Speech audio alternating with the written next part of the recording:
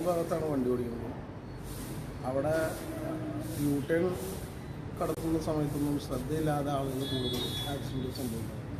പ്രത്യേകിച്ച് വലിയ വണ്ടികൾ ഇവിടെ പുറകിലൂടെ വരുന്ന വണ്ടികളാണ് ഏറ്റവും കൂടുതൽ അപകടങ്ങൾ വരുത്തി വയ്ക്കുന്നത്. കാരണം അവർ ആ യു ടേണിൻ്റെ ഭാഗത്ത് എത്തുമ്പോൾ വണ്ടി ക്രോസ് ചെയ്യുന്നത് കാണാൻ പറ്റാതെ ബാക്കിൽ നിന്ന് ഓവർടേക്ക് ചെയ്ത് കയറുന്ന സമയത്താണ് കൂടുതൽ ആക്സിഡൻറ്റുകൾ. ആക്സിഡൻറ്റ് പറ്റിക്കഴിഞ്ഞാൽ ഞങ്ങൾ ഓട്ടോറിക്ഷക്കാരെല്ലാവരും അപ്പോൾ തന്നെ സംഗതി എടുത്തുകൊണ്ട് പോകാറുണ്ട്. ഇപ്പോൾ പൈസയോ കാര്യങ്ങളൊന്നും നോക്കിയിട്ടല്ല, ഉടനടി ആശുപത്രിയിൽ എത്തിക്കുക, തൊട്ടടുത്തുള്ള ആശുപത്രിയിൽ എത്തിക്കും. പക്ഷേ പലരും പ്രത്യേകിച്ച് കുട്ടികളെന്ന് പറഞ്ഞിട്ടുണ്ടെങ്കിൽ സ്കൂളിൽ പോകുന്ന കുട്ടികളൊക്കെ അവരൊക്കെ ആ ബസ്സിലൂടെ വരുന്ന സ്റ്റുഡൻസിൽ പലരും ഈ സ്കൂട്ടറിലാണ് വരുന്നത്. അവർ കഴിയുന്ന അവർ 3 പേര്, ഏറ്റവും കുറഞ്ഞത് അവർ 3 പേരെങ്കിലും ഉണ്ടാവും. പ്രത്യേകിച്ച് ഹൈവേ കഴിഞ്ഞാൽ പോലീസ് നിൽക്കുന്നില്ല എന്നുള്ളൊരു സ്ഥലം സേഫ്റ്റി ആയെന്ന് കണ്ടു കഴിഞ്ഞിട്ടുണ്ടെങ്കിൽ അവർ അധികം കുട്ടികൾ 4 പിള്ളേരൊക്കെ എടുത്ത് വെച്ച് സ്കൂട്ടറിൽ തന്നെ കയറ്റി വെച്ച് കൊണ്ടുപോകണം കുട്ടികൾ. അവരൊക്കെയാണ് കൂടുതലും ഈ ആക്സിഡൻറ്റ്. അവർ മുമ്പ് നോക്കില്ല, കയറി ഓവർടേക്ക് ചെയ്ത് കയറും. ഇനിയിപ്പോൾ അവരുടെ അശ്രദ്ധ മൂലം ഓരോ ആക്സിഡൻറ്റ് പറ്റി അവരുടെ വണ്ടി മുട്ടിയില്ലെങ്കിൽ പോലും ശ്രദ്ധ നോക്കിയൊന്നുമില്ല, അവരങ്ങോട്ട് പോവുകയും ചെയ്യും. അപ്പോൾ അങ്ങനെയുള്ള സംഭവങ്ങൾ ഒരുപാട് ഉണ്ടാവാറുണ്ട്.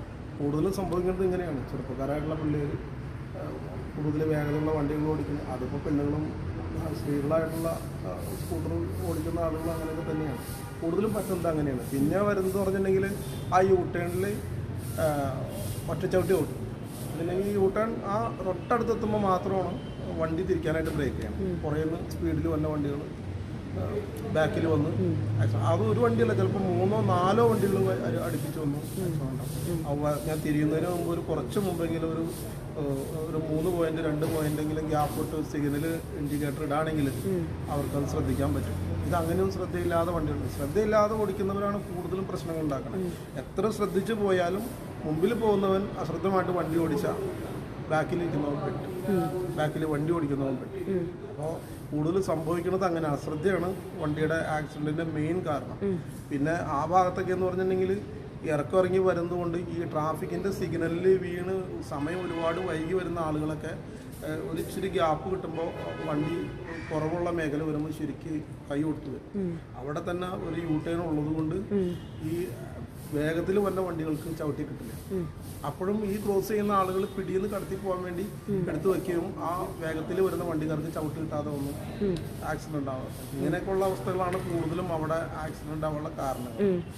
പിന്നെ മദ്യപിച്ച് വണ്ടി ഓടിച്ച് അങ്ങനെയുള്ളതൊക്കെ തീരെ കുറവാണ്. അപ്പം ഈ അശ്രദ്ധ മൂലം ഉണ്ടാകുന്ന ആക്സിഡന്റുകളാണ് കൂടുതൽ. എല്ലാവരും കൂടി ഒന്ന് ശ്രദ്ധിച്ചാൽ ഇതിപ്പോൾ പറയാനല്ല പറ്റുള്ളൂ. ബോധവൽക്കരണമൊക്കെ ടി വിയിലൂടെയും ഒക്കെ സർക്കാരിൻ്റെ വകയായിട്ട് ഒരുപാട് നടത്തണ്ടെങ്കിലും അതൊന്നും ഫലപ്രദമൊന്നുമില്ല. അത് ആളുകൾ തന്നെ ശ്രദ്ധിക്കണം, ആക്സിഡൻറ്റ് ഉണ്ടാവാതിരിക്കുക. ഇറങ്ങുമ്പോൾ നമ്മുടെ വീട്ടിലെ കുഞ്ഞുമക്കളെയും അതുപോലെ തന്നെ വീട്ടിലുള്ളവരെയും ഒന്ന് മനസ്സിൽ കണ്ട് ഇറങ്ങുകയാണെങ്കിൽ വണ്ടിയുടെ വേഗത കുറയും, ശ്രദ്ധയുണ്ടാവും. അപ്പോൾ ഏകദേശം ഒരു 35 കിലോമീറ്ററൊക്കെ നമുക്ക് 30-35 കിലോമീറ്ററൊക്കെ നമ്മുടെ മനുഷ്യൻ്റെ ബ്രെയിന് ശ്രദ്ധിക്കാൻ പറ്റുന്ന വേഗത ഉള്ളു. അത് കഴിഞ്ഞിട്ടുണ്ടെങ്കിൽ കൈവിട്ട കളിയാണ്. അപ്പോൾ ആളുകൾ വേഗതയുള്ള വണ്ടി എടുക്കണം, വേഗതയിൽ പോകണം, അവർക്ക് എത്രയും വേഗം സ്ഥലത്തെത്തണം. അപ്പോൾ റോഡിൻ്റെ നിയമവശങ്ങളൊന്നും പാലിക്കില്ല, സേഫ്റ്റി നോക്കൂല. അപ്പോൾ ആക്സിഡൻറ്റുകൾ കൂടുതലുണ്ടാവും.